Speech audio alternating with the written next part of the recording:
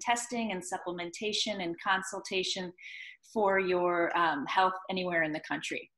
And usually, well, I guess I should start with, I started this podcast because I thought that everybody should be able to hear the conversations that I have with my closest friends, because they're so good and enlightening and interesting to how we're going to move forth as, you know, a culture, as humanity, etc. And so in starting it that way, I've become very lucky to be able to interview guests on my show who I am very excited to speak with as well, because they have their finger on the pulse of what's going on with our world. And so I'd like to introduce you to Mary McNerney, who wrote a book called Earth Speaks Up.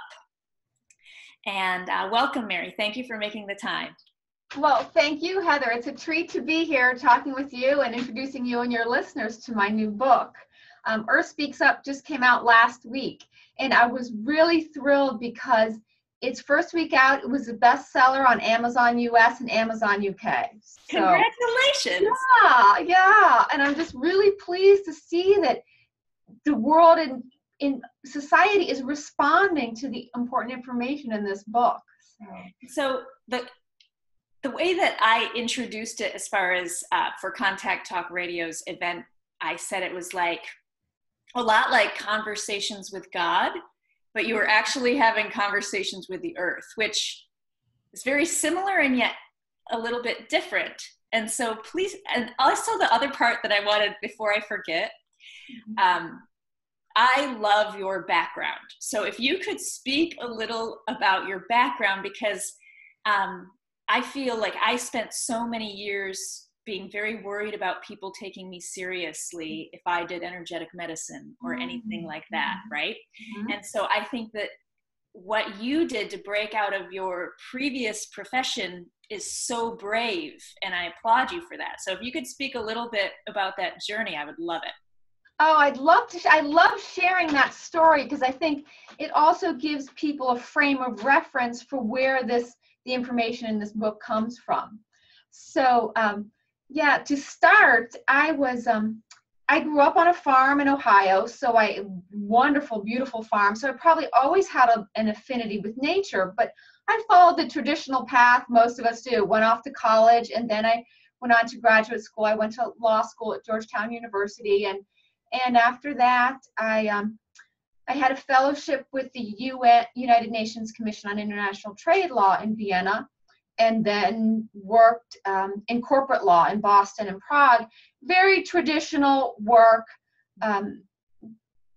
drafting contracts, managing business, logistics, our typical, left brain, logical, rational world, you know. And I was pretty well ensconced in that, and it's buried in paperwork and all that. And then I was home when it was probably a weekend or one day. I had just this lovely expanse of free time, a beautiful day out, and I was just enjoying that and looking out the window and thinking, oh, what shall I do today with this for free time to enjoy the day? I think I'd grab my husband and our dog, go out for a walk on the trails, take my horse out for a ride or something. So I was idly looking out the window, and then I just happened to say out loud to no one in particular, because I was the only one in the room at the moment. I said, what shall I do today? And then I heard very profoundly and distinctly, take dictation from the earth. And I just spun around in surprise. And I knew immediately it was from the angelic realm, because there was no one else in the room. And the way it came across was so, it's not an experience we have in our regular daily basis, any of us. And I was really taken aback and just surprised, and stood there for a moment and thought about it. I said, that's a really profound idea. But I thought, that's got to be meant for the more illustrious spiritual people of our time, or a nature guru or something. Right. The angelic realm must have dialed the wrong number, because that's not me. And so I put the idea in the back of my mind and pretty much tabled the idea and forgot about it until about 6 months later. The exact same thing happened to me, and I heard, "Take dictation from the earth." And it was so, the feeling with it was so deep and profound. And I just thought, I'm going to give it a try. I had no idea what to do. So I took a pen and paper and went and sat in the woods on the edge of our backyard and just sat there. Okay. And then, Heather, all of a sudden, the words started coming. And it was hard initially for my pen and my hand and my mind to keep up with it. And it was beautiful, profound information. I would just write it down, taking dictation. And I ended up doing this many times over the ensuing months and years. And it was clear to me right from the get-go that I was being dictated a book. And it was the information was not just for me. It was to be shared with everyone, with all the world. And as I started doing this more and more and engaging with the angelic realm, the spiritual realm, it became harder and harder for me to stay in our traditional routine. These ways of being in the way we are in the world just don't easily coalesce. And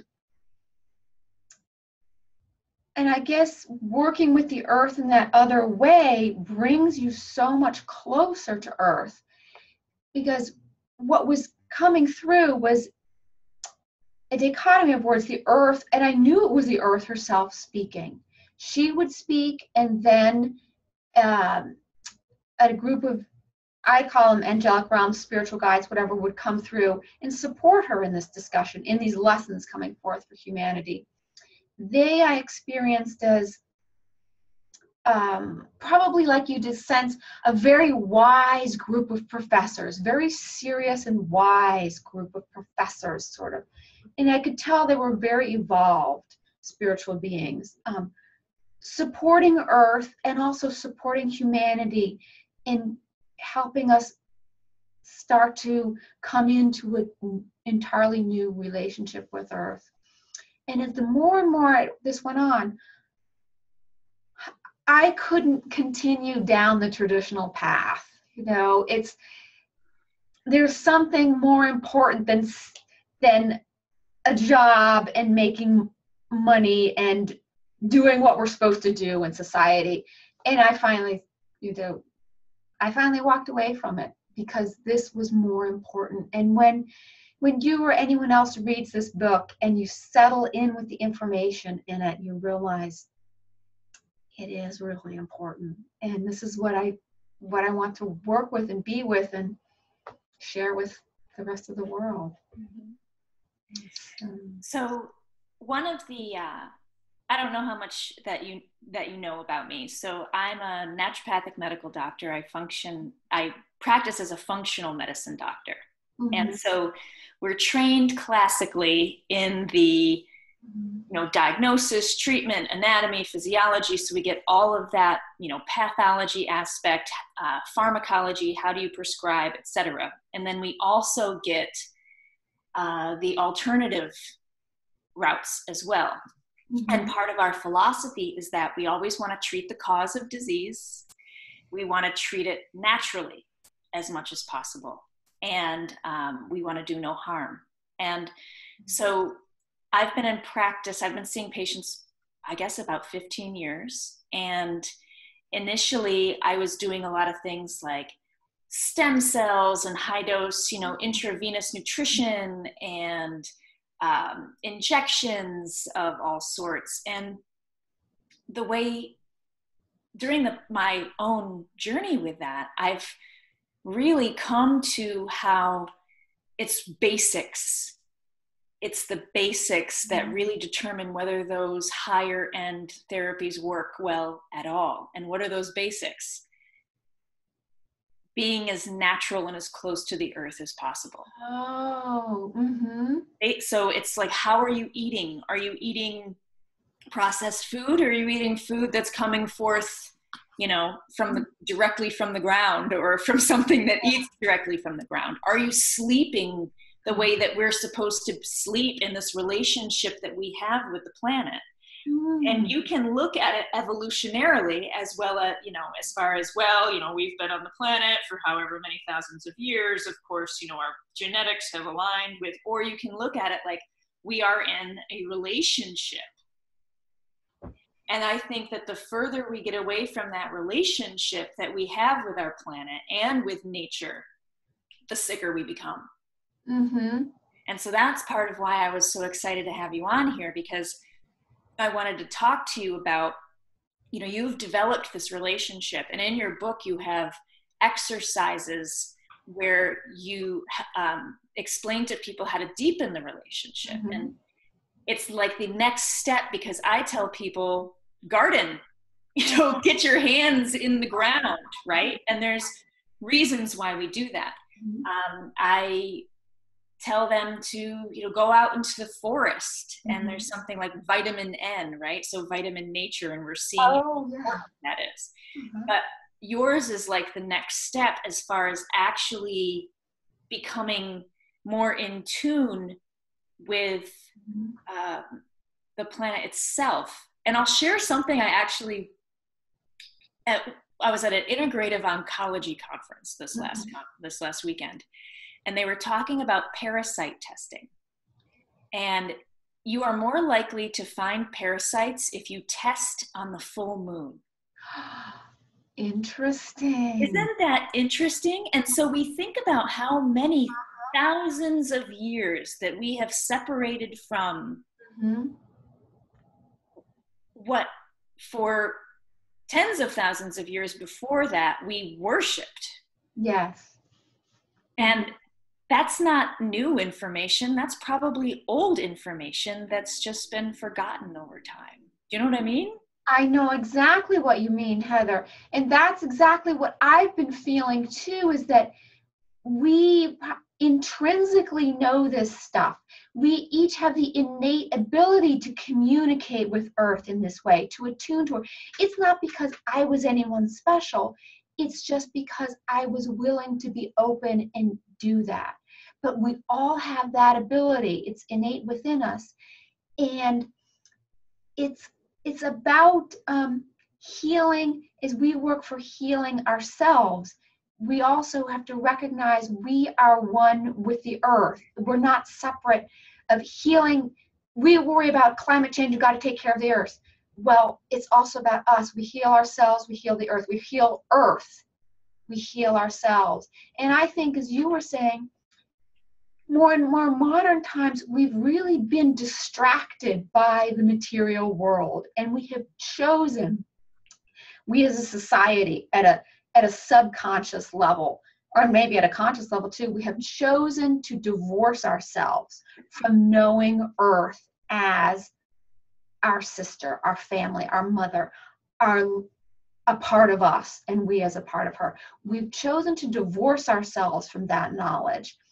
And in that way, didn't it make it easier to pave over the earth, destroy the earth, bomb the earth during wars, rape and pillage the earth? We did this, we made this separation in our consciousness. I don't know why, but now we're being asked to come back together, to recognize our oneness. Yeah. Well, I think that I've been a student of religion for a long time. And because I wanted to understand why there was such a schism between everybody and what we were really killing each other over. Yeah. Yeah. And I'd read that there, in Genesis, when they say that, God created the earth and the planet and the animals and gave man dominion over them, actually it wasn't translated correctly, and it was supposed to be something like stewardship more than dominion. Heather, when you say that, this is remarkable, because I have that same thought, the exact same thought you're saying. Dominion was misinterpreted. Dominion is the caretaker. Right. Our role was to be the caretaker of nature, not to be suppressive or the boss of nature. Dominion means care, to create a home, to care for it. And we lost our role. And now we're being asked to come back into that. It's very interesting because nothing makes me more, well, I shouldn't say that because I do get irritated about quite a few things. I know. When I had a shirt for a lot of years that said good planets are hard to find. I love it. It was great. But so many people are copping out as far as like, oh, we'll just go terraform some other planet. Like, it'll be so much better, we'll just go colonize Mars. And it is the most short-sighted, ignorant thing I think I've ever heard. I mean, they can't even make Biosphere 2 in the Arizona desert work, and they think that they're going to go terraform a planet. And it's a cop-out because they don't want to take care of the mess that they've made. And I think too, is it's set forth in the book too, the angelic realm that came in to support the earth. What they convey through this book is that in the greater, when we recognize the greater multidimensional world we're really in, beyond the 3D world, and these angelic beings or spiritual beings from other realms in nature or in the cosmos, they see this planet and they admire this planet and they love this planet, and they are drawn to come and support this planet and help humanity learn, because this is a remarkable planet and we don't realize how much the universe treasures it. Well, I think that we haven't actually found any planets that could have life like us, right? They've postulated, they've looked, they're like, well, there's 27 in the right zone, we might have had this, but then obviously it's a little bit far away. But you think about the vastness of space, and they have to go how far away to find anything even close to being like this? Which has this multidimensional life here. I mean, the extent of life that is here. And I'm sure on other planets there is life. We interpret life as we know it. But there's so many dimensions that we can't see that there's life in those other dimensions. But this place, to be here on this planet, is really an honor and a treat and a joy that we need. Once we recognize that and sink into that and recognize who this planet fully is, it's not possible to go and bomb or destroy or bulldoze. We, I think, as a species, our whole action would change if we could just see who she really is. And we're so separated from nature in a lot of ways. And it's becoming more and more problematic with, children that don't go outside. They're just on their iPad, and they don't know where eggs come from, and they don't know where milk comes from. And it's not just about being separated from nature in that way. It's being separated from the consciousness that is Earth. She is this conscious, sentient, and communicating being. We can each communicate with her, whether we hear words or vibration or sense or feeling, or in multitude of ways. And like you've probably heard or come across the books, a lot of books out now. I think Peter Wohleben's new book on the hidden life of trees, helping people recognize that trees have a consciousness. I have hidden life of plants right over here behind me. Right. And we all recognize secret life of plants. That plants have a consciousness, but we also have to go even deeper and recognize this planet we're on is a conscious being and is eager for each one of us to engage with her in this new way. And that's what the book has set forth, is these exercises for helping us learn to relate to the earth in the new way. It's like now I like to draw this parallel to explain our relationship with Earth and where we need to go. So if you imagine you're walking down the sidewalk and you pass a stranger coming in the other direction. There's no connection with him. You just pass on by, no exchange of anything, just walk on by. And then further down the sidewalk, you encounter a dear old friend. And you're so overjoyed to see each other. You hug, you embrace, there's an exchange of talk and emotion and vibration as you share. And then you each continue on your individual ways that day, but you're buoyed and supported by what you have shared in that moment. And this is a parallel to our life with Earth now. Right now, we're like these two strangers passing on the sidewalk. Mm-hmm. And where we can go is to create this entirely new relationship, entirely new interaction with the planet, which nourishes and supports us, this new relationship, and it gives a support and nourishment to Earth too, once we change and consciously engage with her. And that's what the book comes forth to show us how to do. And that's what this book is, a gift from Earth and Angelo, to show us how to create this new relationship that's going to nourish us both. So for the sake of science, mm-hmm. I love your talk about like dimensions and vibrations and all of that, and how we technically function in a 3-dimensional, possibly 4 if you add in time, right? But they can solve for 22 different dimensions mathematically now with the math that we have, as far as like, remember quadratic equations, x squared, you know, vaguely from that. I minus y squared, like those, like take those out, right? So mathematicians and physicists can solve for those to the 22nd power. Mm-hmm. And each one of those is a dimension. Mm. So we know that they exist.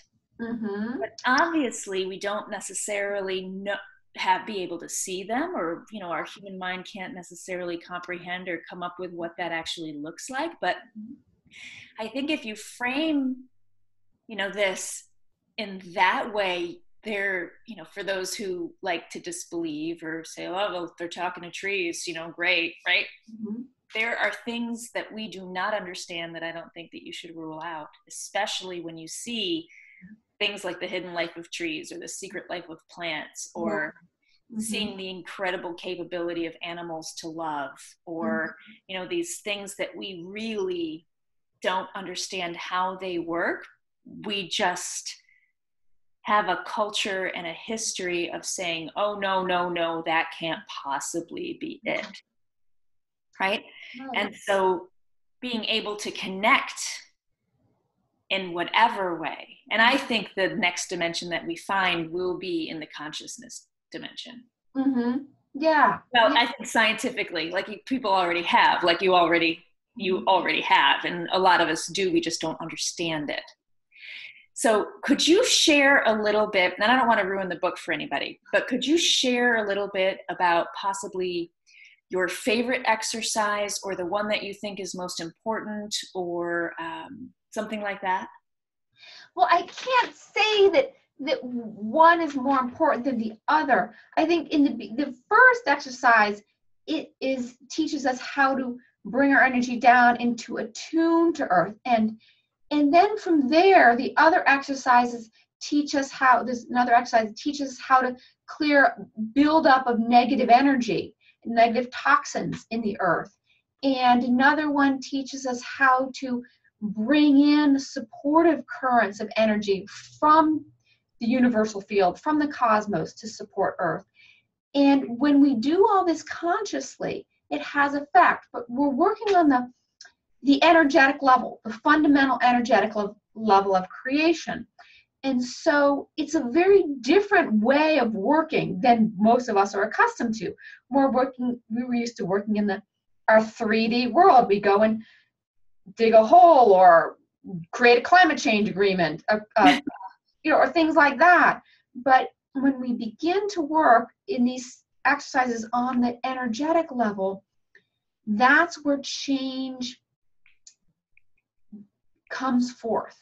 And when we work on this other level that's set forth in the book, which most of us are not at all accustomed to working with, right, we can bring forth a creative force, creative change much more fluidly and easily than if we try and do it in our traditional 3D world. And the amazing thing, Heather, is, and when these exercises were first dictated to me, I thought I'd gotten something wrong because they were so simple. right. And I was like, wait a second, I must be missing something. Let's go back and check this out again. And it would again be told to me in the same way. And then it was explained to me. This is a wonderful quote from, I think it's chapter 5 in the book, when I was puzzling over how simple it was. The angelic realm explained to me that we, in our mindset today, have come to believe everything needs to be complex and well thought out and planned out to have effect. And then they said, simple exercises bring forth simple change. We urge you to rearrange your thinking and recognize that simplicity is where it begins. And I'm paraphrasing that quote now. They say it much more eloquently than I paraphrase. But the idea is like, recognize it's not a big cumbersome job. Right. Start at the energetic level in this simple way, and that brings forth change. And when each one of us does it, it has a ripple effect. It creates and expands beyond us. And I think that's the exciting thing to recognize, that each one of us, by doing this, has a beneficial effect on the planet. Right now, I think we all feel, oh, somebody's got to do something about climate change and collapse of ecosystems. Big governments got to do something, or big science, and what Greta Thunberg, the young woman from Norway, is doing, going out and leading these protests and these rallies to hopefully galvanize change. That's really important.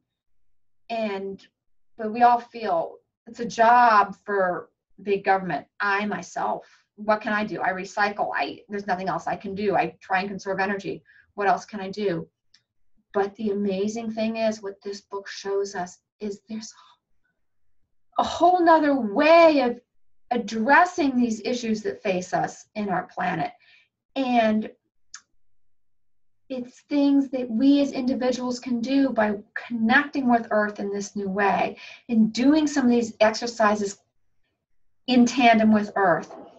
This is what we can each do, and this is our role. This is our role today. We think our job is to go out and be a lawyer or go out and be an MD or whatever. No, that's secondary. Our primary role as human beings now is, as you said, the quote from Genesis, to be the caretakers of the earth. And it doesn't require you to leave your job like I did. It's right. Something you can do for a few moments every day, and that creates change. And that nourishes Earth and yourself. I love that. Yeah. So we're going to take a quick break, and then we'll come back, and I wanted to talk a little bit about some of the other aspects of the book, Earth Speaks Up, with Mary McNerney. So we'll be back in just a few minutes. Okay, thank you. You're welcome.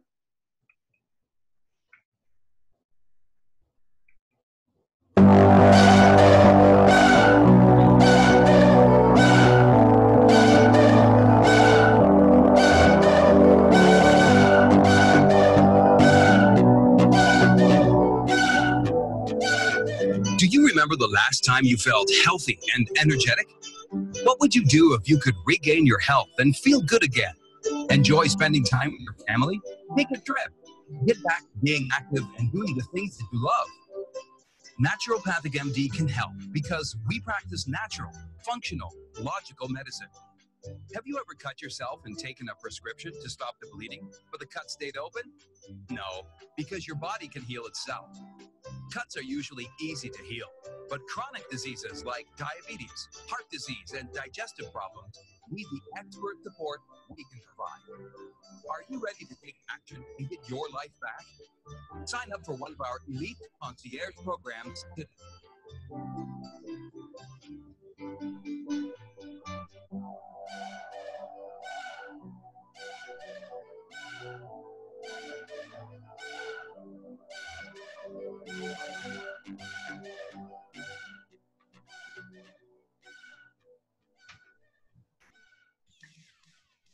All right, thank you. So we are back with the Mary McNerney and the Earth Speaks Up, a new book that came out on Amazon last week.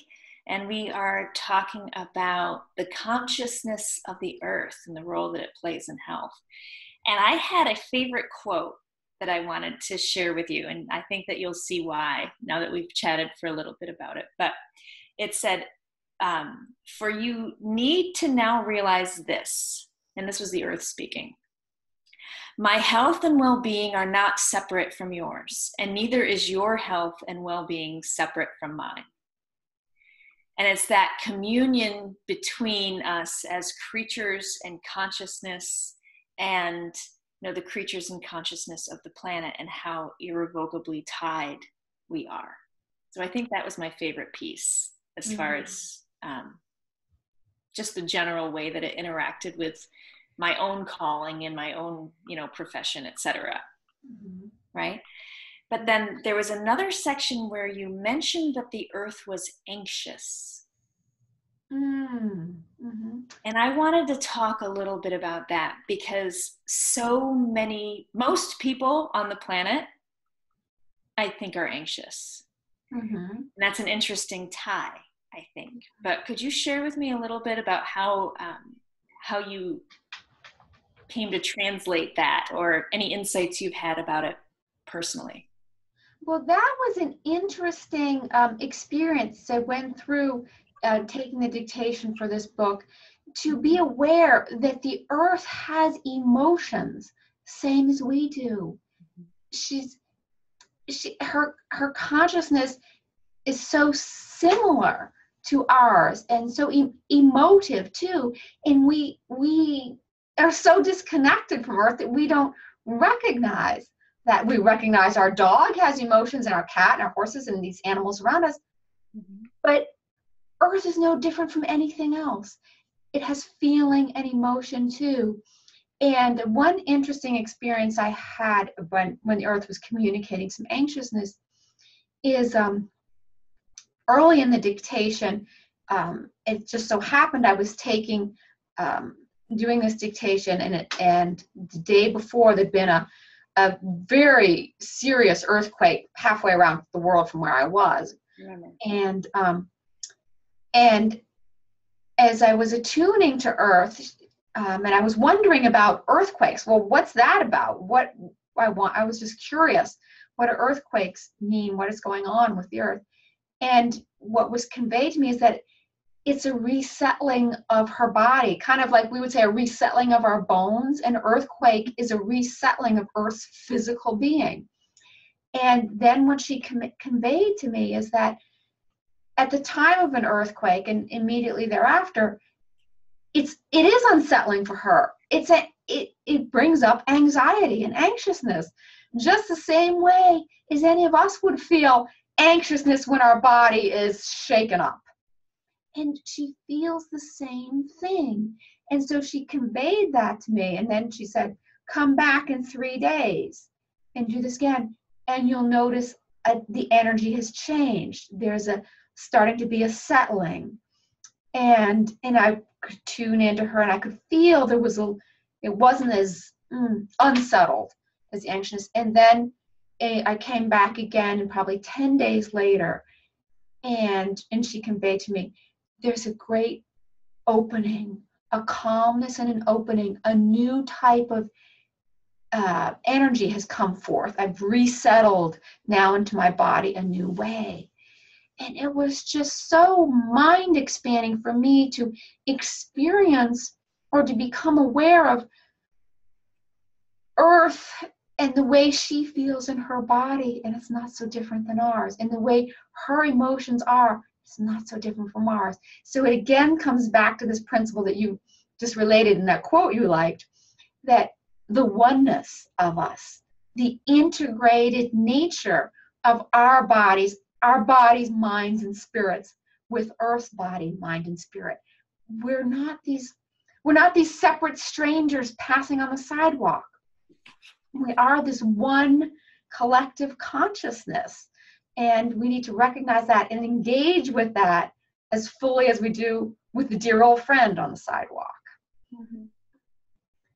And when we do that, it just really brings forth a depth of well-being for both of us. We go on this quest for our health and our physical, mental, emotional being. Many people are on this perennial quest to get themselves better, get themselves healthier. But that perennial quest is resolved more fully and expansively when we dive into our connection with Earth, because that's what's throwing us off balance in our physical and mental health now, because we've separated ourselves from Earth, and Earth is what brings forth the life force to our bodies. And as long as we continue to neglect Earth, it's the same way as neglecting our bodies. And it's in a way virtually impossible for us to get fully healthy in ourselves until we also recognize our connection with Earth, and helping her is helping us. Doing these exercises to benefit Earth and support and bring creative healing energy to Earth and share in it with Earth. Same thing for ourselves. And that's the big nexus of change for our consciousness now, and our physical, mental, and emotional well-being as individuals and as a society. To recognize we've got to coalesce with Earth now, and we're all in it together. Mm-hmm. To bring forth our new way of being and to really step up and commit to doing that. Mm-hmm. So how do you see how this, besides changing your job and mm-hmm. deciding that, you know, you're going to spend more time, you know, with nature and the animals that you love, etc. Like, how do you feel like this practice and this experience changed you? Oh, Heather, I see everything differently. No,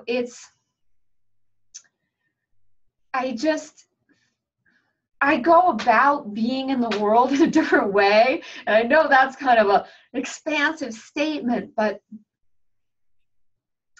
I guess I have to reflect on your question a bit, because the change, it's been an evolution for me. It's not like it changed just like that.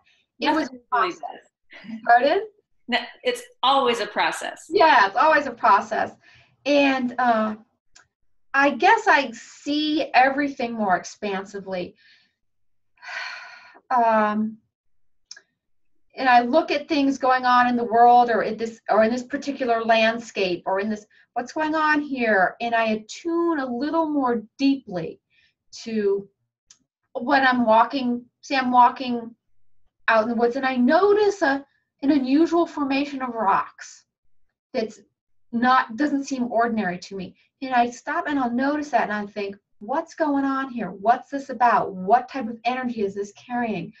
And recognizing that everything we see outdoors, I guess I just relate to it differently and more deeply. And I recognize it has information and energy to convey to me as I engage with it. So, and I also, the other thing is, I've also really come to recognize the multidimensionality of our world, as I said, and to recognize and to work more fully with the non-physical beings in our realm, what you might term the angelic realm, or I don't know another term for it. Our language doesn't have another term, but there is this multidimensional support which we can engage with, and is eager to support us and our planet. And once we recognize this other dimension is there, it opens us up to more possibilities. And I feel like currently we as a society have such a narrow mind on what we perceive in our 3D world. And that's the other reason why I like sharing with people that this book is a channeled book. It came not from my intellect, but from Earth and from the angelic realm. And I think there's other authors who have done the same thing, but they've changed the work to say, so it comes forth as a story, because they're afraid people will step back when you say this is channeled. Oh, that's weird. That's weird. Mm-hmm. I don't care. People need to recognize there's this other dimension to engage with, recognize it's there because it's supporting us. Okay. And this is something not just for me to do this channeling. It's an innate capability we all have, and it's not really like channeling is not the right word, but to attune to nature and other dimensions more expansively. We all have that innate ability. We're born with it, and I think it gets socialized out of us through starting in school, where we focus on the intellect, the mind, and forget the intuitive, the sensation, that aspect of ourselves. Well, isn't that interesting too? Because that's a very feminine side. Mm-hmm. Right? And the earth has always been Mother Earth. Yes. Always. Yes. There's obviously masculine sides of it, but, especially, as we, as a culture, have really subjugated the feminine sides of ourselves, or prioritizing and valuing the masculine sides of ourselves so much more. It's no wonder that the quintessential maternal Mother Earth is feeling that shift and wants the attention, or needs to have the attention back, right? Right. And I like that parallel you're drawing, Heather, because that's something I've reflected on too. It seems like when you look at our society more expansively, for some eons now, the feminine has been repressed. The feminine in the society, and also the feminine qualities in ourselves, whether you're male or female. Well, exactly. And like women in certain traditions need to be hidden under veils, or women need to be denied the vote, which was our, or rights, which was our traditional society for very long, until comparatively recently.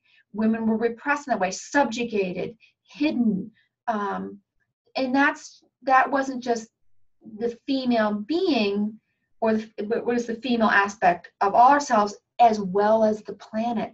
And that's why I think we could divorce ourselves from the planet, and because we were subjugating that in our society and in ourselves, the whole feminine aspect. But now we see society is beginning to change in many realms, like the whole women's movement that came forth a few decades ago, and of course, women's right to vote earlier in the last century, and women's rights coming forth more fully, women being heard more fully, and more involved in society, because in previous generations women were hidden in the home, but now they're more fully out in society. And I think this is just reflective of what also the feminine consciousness, the consciousness of the earth, now also is coming forth more fully. And so we all need to look at not just women in society or the feminine aspect of ourselves, but the feminine nature, the Mother Earth. It's all one and the same. Right.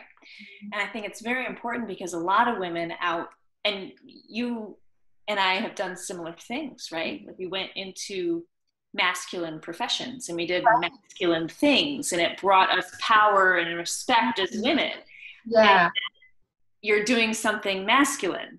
And so it's my understanding from this experience is that as you connect with the earth and what think about the feminine aspects that the earth just is.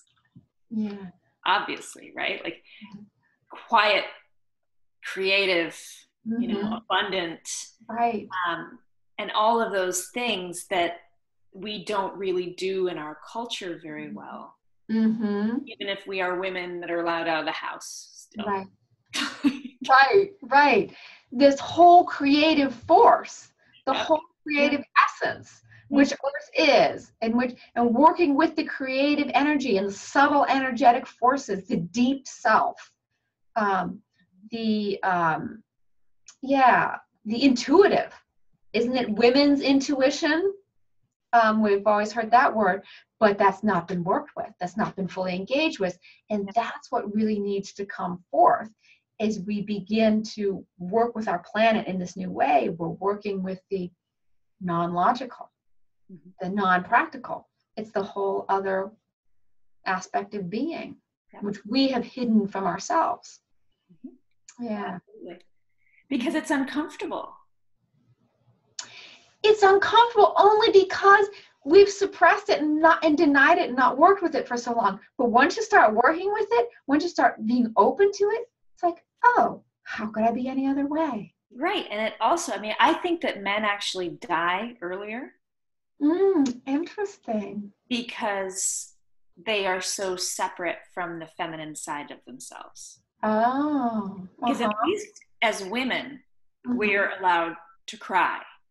That's a good point. We're allowed to communicate, and we're allowed to, you know, have that community, right? Whereas men, they're not supposed to. Right. The emotions are supposed to be hidden. The feminine side of themselves is supposed to be repressed, which is hard for anyone. Right. Yeah. We are, you know, there's masculine in women, and there's, you know, feminine in men. And I mean, it's illustrated that we all have testosterone and we all have estrogen, just in different levels, right? Yeah. And so I think that disconnect for them is one of the reasons. And they're like, oh, it's because we had to pay all the bills and we were under so much more stress for so much longer. Well, sure, but that's also a masculine aspect and not, you know, connecting with the feminine. Yeah. Good point. And I think all of that has to shift. It's not just about the individual male ourselves, or the individual. Oh, no. It's the whole aspect of society's consciousness that has to come forth and then be open to working with the depth of our feminine nature, each one of our feminine nature, which is not separate from the earth as the sacred feminine. The earth is the epitome of the sacred feminine and needs to be honored in that way. When you recognize the earth as a sacred feminine, we have to treat the planet differently. Everything would change when we realize the honor and respect and love that this planet needs from us and that this planet has and offers forth to us. And I think this is really interesting because I've been on a hell of a ride for the last 14 months. Oh, really? And, you know, my listeners will know because I talked about it quite a bit, about how I said that I was content. And the universe was like, content is such a boring word. You know, like, this is not necessarily the path that you really want. You want like joie de vivre or something, not je suis content. You want joie de vivre and like this incitement, right? And this real blooming of whatever. And so my life blew up in the most wonderful way possible, still uncomfortable. And so part of this journey has been looking for or encountering my own sacred feminine and finding, and I am, you know, I guess I'll out myself at this point. And another reason why I love this book, because it gets back to these roots, is I'm basically a pagan, you know, practitioner in that I look to the cycles of the earth and I, you know, find value in that life as far as what we've been given. And I filter it through everything because I think that there's, you know, many ways to God, but I am a tree hugging, dirt worshiping lover of the planet. Yet I repressed my sacred feminine for most of my life. And I love this book because you get back to, you talk about solstice, especially winter solstice, which is coming up, and the importance of that period of time. And I've done Native American ceremonies for many years, and they have a very specific role for women in those ceremonies that have been completely gutted from most of the spiritual practices that most of the population subscribe to. I mean, the sacred feminine has been completely cut out of Christianity. It does not exist. Exactly. And that has to do with tying into repressing the planet, subjugating the planet. And we perceive, our traditional religions perceive God, the creative force, is something out there, above and beyond us, out there. No. The divine feminine, the divine is in the earth. And we have divorced ourselves from recognizing this is the divine we live with on a daily basis. And we project it as something out there in outer space. No. Right. Something outside of us. Yes. It's here. It's within ourselves, and it's within our planet Earth, and we're one and the same. Yeah, it's not above and beyond us. It's not something we have to attain when we die. No. It's being with the planet now and working with that divine creative consciousness that surrounds and is within the planet and ourselves. And I think, I feel like traditional religion has gone too far afield and leading us away from the planet. And just as you're saying, and these practices you say, as you do with the solstice, is again attuning us to the earth, recognizing the earth. Earth is the gift. Earth is the creative gift of God. Earth and this divine are not separate. We are not separate. Yeah, I can relate, Heather. I can totally relate. You see, I get all keyed up on that same idea. Yeah. Yeah, I mean, it's been a journey, because you look for, the feminine in major religions, and it's largely missing from our Western religions. Where is it? It's not there in our religions. Same way as many of our religions. Well, it is. It's just been sanitized. Oh, right. The Virgin Mary concept, and that's what's interesting in the book. They talk about the sacred feminine, how we have projected that onto this humanoid figure, the Virgin Mary, which is not real. It's somewhere, it's nothing attainable, it's not real. The sacred feminine is not this divorced humanoid figure. The sacred feminine is the earth. And I think traditional religion has really, in my mind, turned things upside down and misinterpreted a lot. And in it, it's led us astray from our connection with earth, and recognizing earth is this divine gift to ourselves, and we are this divine gift to earth, and we need to work together in that way.